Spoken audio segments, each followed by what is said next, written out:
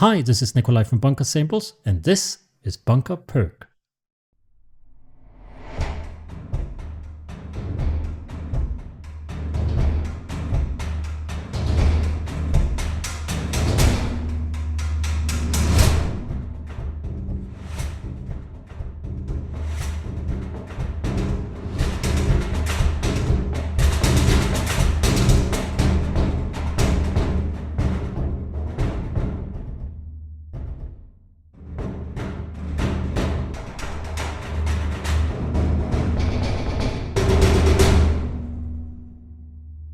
And this is also Bunker PERC.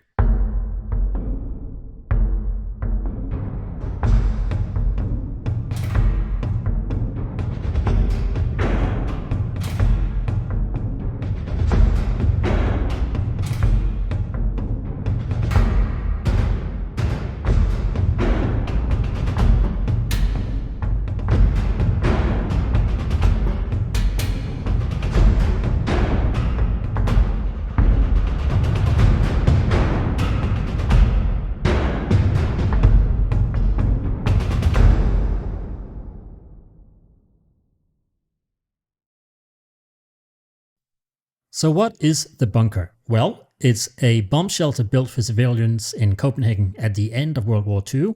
During the Cold War, it was upgraded with air filters in case of a chemical attack, but I don't think it would have lasted through a nuclear blast. But then again, what can? After the Cold War, the city started renting them out to civilians, including a friend of mine who turned it into a recording studio. He put in a wooden floor, he put in acoustic treatment, a bunch of nice equipment, and then he rented it out to me. For 2 years, it was my creative home. It's where I came up with the idea for Bunker Strings. It's where Bunker Strings was recorded, and so it only made sense to name my business after the bunker. I love that place. Unfortunately, the bunker is no more. My friend had to move, so he had to cancel the lease with the city, take all his stuff with him, so there will be no more libraries in the bunker. But the last time I was down there, and this is before COVID, I had a feeling this could happen. So I put up a pair of AKG 414s and just started recording all the sounds that have been part of my life for the previous 2 years. The sound of big heavy metal doors slamming, the sound of locks, the sound of the handles and the big blast door falling into place. And then I forgot about it until I found out that the bunker is no more. So I started listening to these sounds and realized, wait a minute, these can be a great percussion library, but they're gonna need an engine so that you can get more out of them. And here it is. So let's take a listen to the sounds first of all. These are, you get all the original sounds unprocessed just the way they were recorded, and I've grouped them roughly according to the item that they were made with. So the purple ones down here at the bottom is that big heavy metal blast door that you can see behind the XY pad here.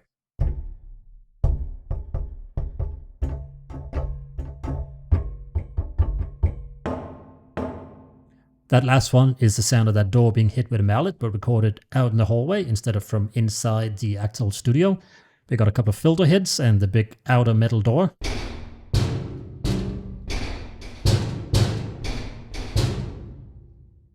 And we got a smaller metal door, slammed and hit.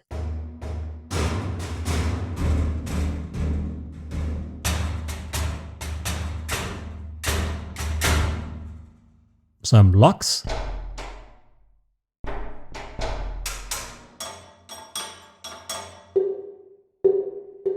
That tonal sound is part of the ventilation system.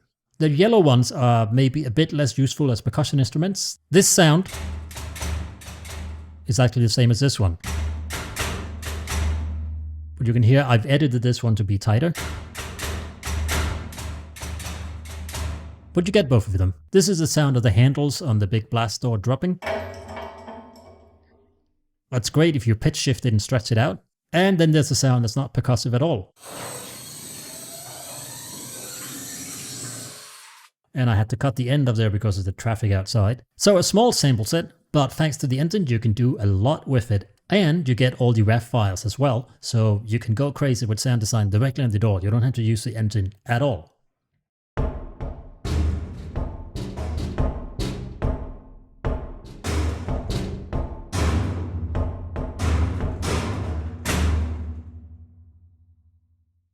Then we have some of the low hits.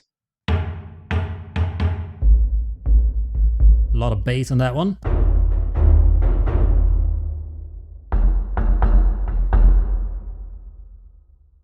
These are all what I call organic sound design. So I have only used EQ, pitch shifting, and a bunch of layering.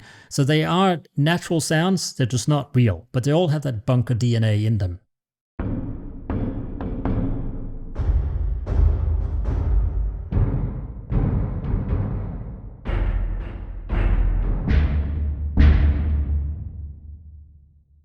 We got the mid hints.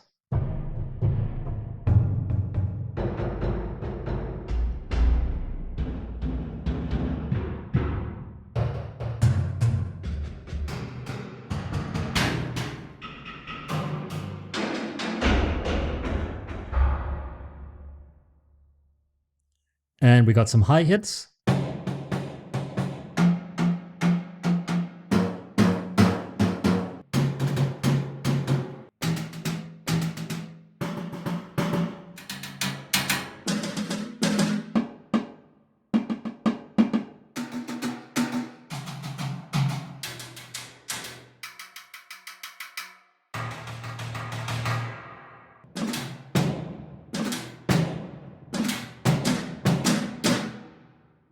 Then we got your classic low cinematic booms.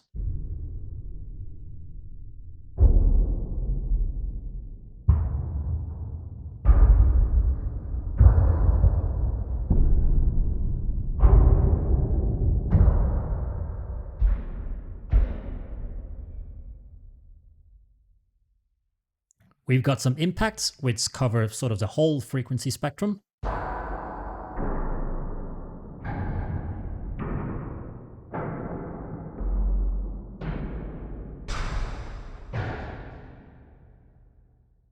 And that's it for the hits. So let's go back to the original sound and take a look at the engine. There is one very important concept to understand about this engine, and that is that almost everything works on a per sound basis. So you edit each sound individually. So how do we select the sound to edit? It's very simple. You just play it. So now we're editing this sound. I can move it back, make it wider, maybe tune it down a bit.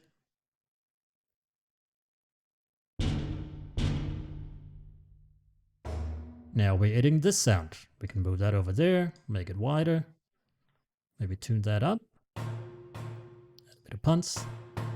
So now we have these two sounds.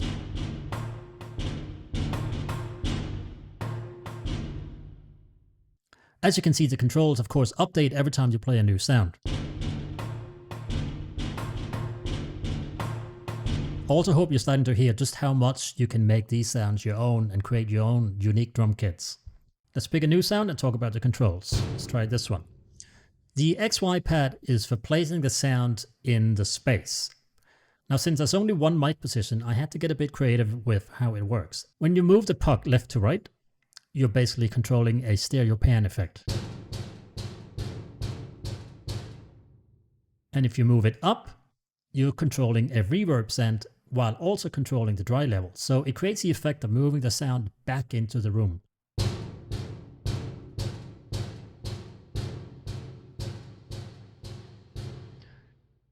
If you push it all the way to the back, you're only hearing the reverb, 100% wet. And if you push it all the way to the front, there is no reverb send at all, you're only hearing the dry sound. Let's try that with a different sound.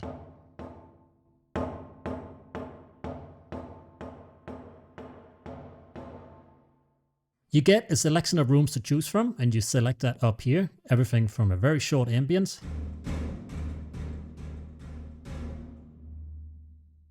to slightly bigger rooms, I like the music studio.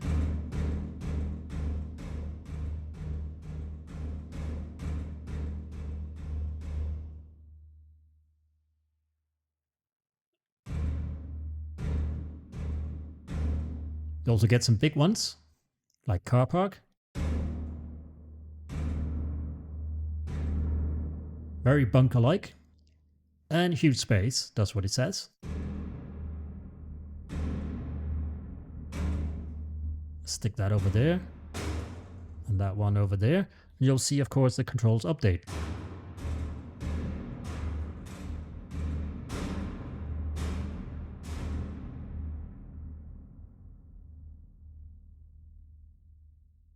Width does what you think it does. Super wide. And mono, or anywhere in between.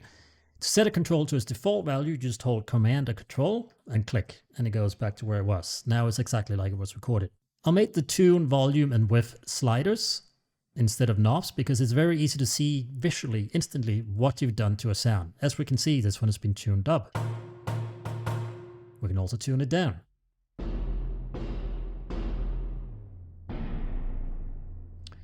The volume control might be confusing because volume is always controlled by velocity, by how hard you hit the keys. But if the changes you made to a sound has made it louder, you can adjust the overall volume with the volume slider.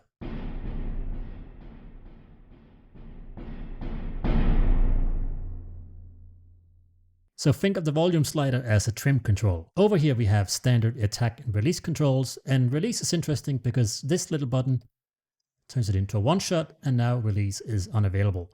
When release is enabled, the sound will keep playing as long as you hold the key, but the moment you let go of the key, the release stage begins, and you set the length of that release stage here. So we can make it short, and we get that abrupt cutoff. If I set it to one shot, it doesn't matter how long or short I hold the key, it always plays the entire sample.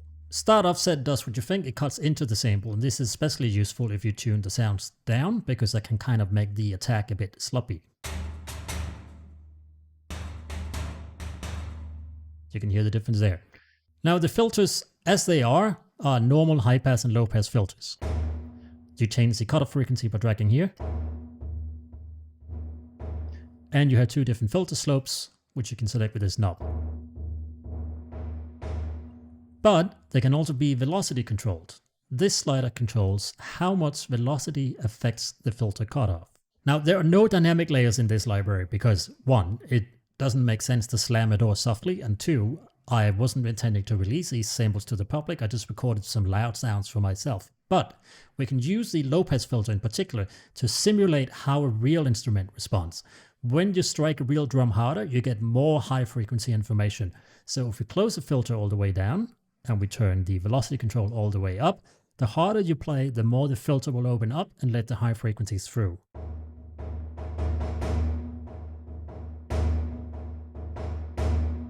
So it's starting to sound a bit more like a real drum. You get the opposite effect with the high pass filter. Let's try the same. Velocity control all the way up, close the filter.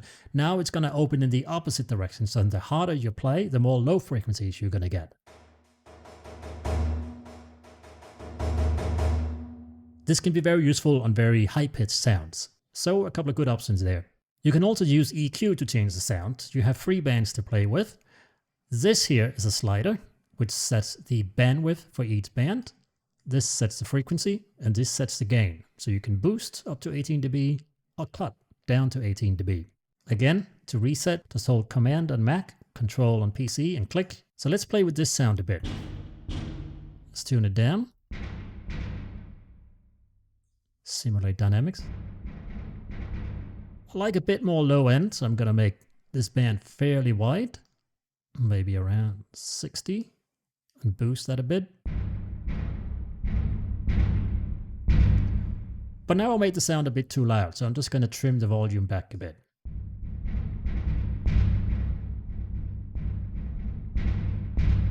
Now the attack is a bit sloppy, so I'm going to cut into the sample.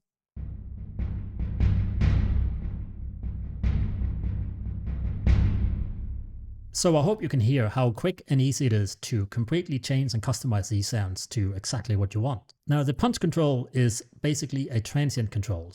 When you turn it up, you add more transient. So you can hear it gets more, well, punchy. And once you go past 50%, you start to really compress the tail until you end up with something very snappy. Of course, like all the controls, it's a per sound control. Let's try it. Let's see what happens with this sound.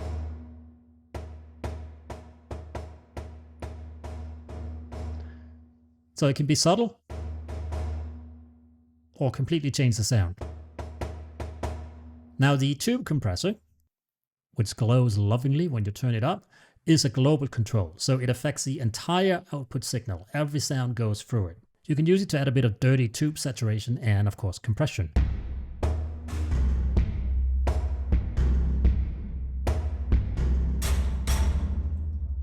So I love it. It adds a lot of character. And now we only have the reset buttons left.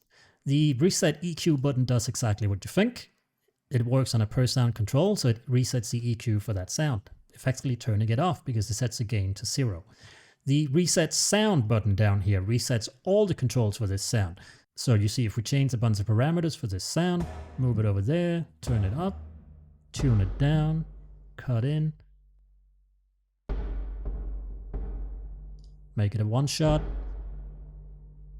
Let's change some EQ settings. And punch this on. What happens when I press this button, it's going to reset all the parameters, including the EQ. It's going to move it to the front, and now it's back to normal, like it was before. Instrument reset does exactly the same, but it does it for all the sounds. So it is a bit dangerous to hit this one. And for that reason, you get a warning. It will ask if you're sure you want to do it and advise you to save your changes first if you made a patch you want to save. But if you do click reset, it's going to take a couple of seconds, tell you it's done. And now everything is back to normal, except of course the tube compressor, because that's a global control. Now every sound in this library also comes mapped in the reverse engine, which is the exact same sound, just played in reverse. So here are the original sounds of the bunker in the reverse engine.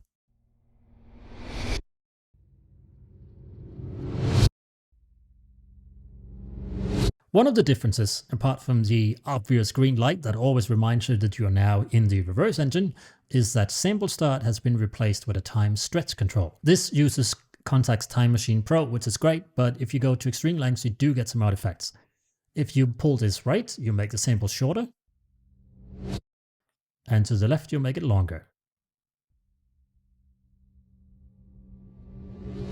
As you can hear, you get some artifacts when you start to get down to about 50–60%, but around here it's okay.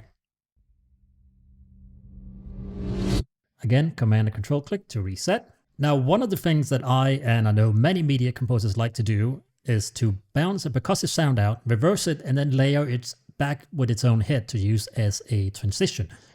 So I wanted to create an engine that makes this quick and easy and where you don't have to worry about time aligning stuff so much. So in the reverse engine, you also get all the normal hit sounds, but instead of playing when you press the key down, they now play when you release the key. So let's see what that sounds like with this sound. First I play it.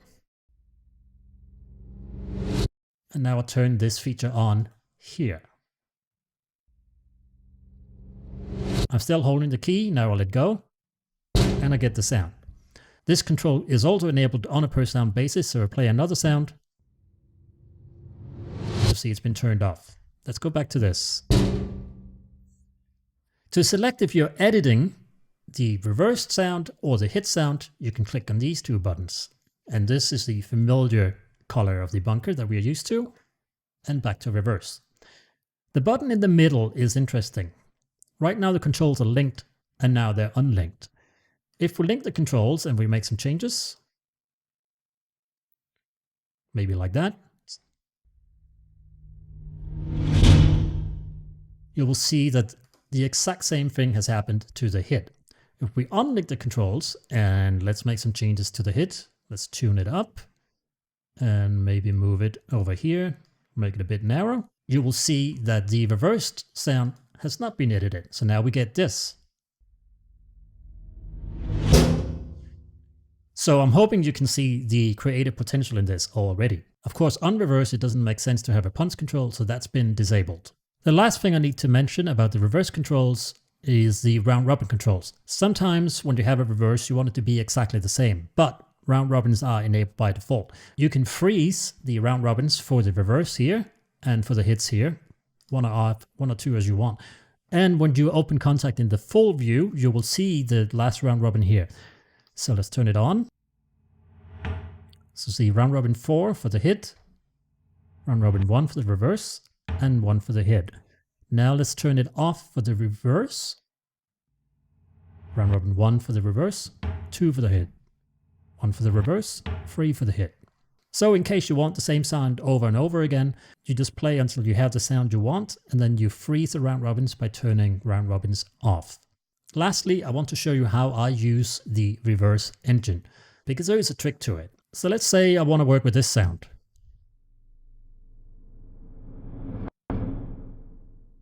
I think I want the hit to be a bit snappier, so controls on linked.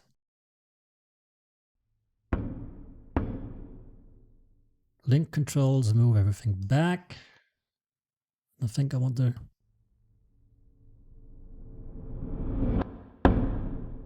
Yeah, I want the reverse to be wider. But I've now done the same to both. Unlink controls again, make the reverse wider. Make the hit narrow. Let's see what that sounds like. And maybe tune the hit down just a little bit.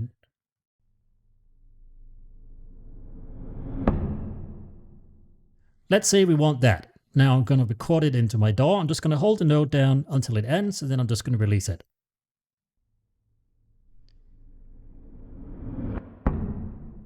Retrospective record.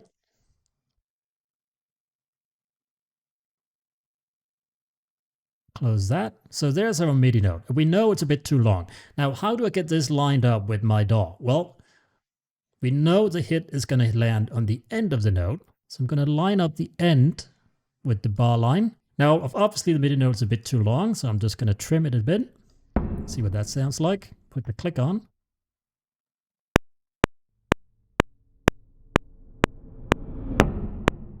And there we are. Let's do another one. I'm just going to copy this note down. Mute that one for a second. So it's quite a bit too long. Let's try that. Still a bit of a gap. That sounds good to me. I'm going to do one more thing here.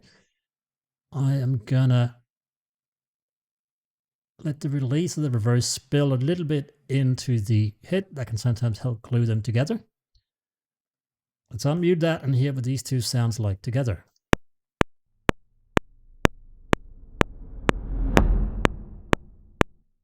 So I hope you can see how easy it is to use this and how quickly you can do a reverse into a hit instead of bouncing things out, flipping them around, lining them up with the hit. It's just about lining up the end of the note and getting the length of the MIDI note correct, and you're in business. And that's Bunker PERC. Don't forget to also get all the samples in this library as WAV files that you can drag directly into the DAW and manipulate. I hope you enjoyed the walkthrough. I hope you get to enjoy the library. Thanks for watching. Have a great day and see you on the next one. Bye bye.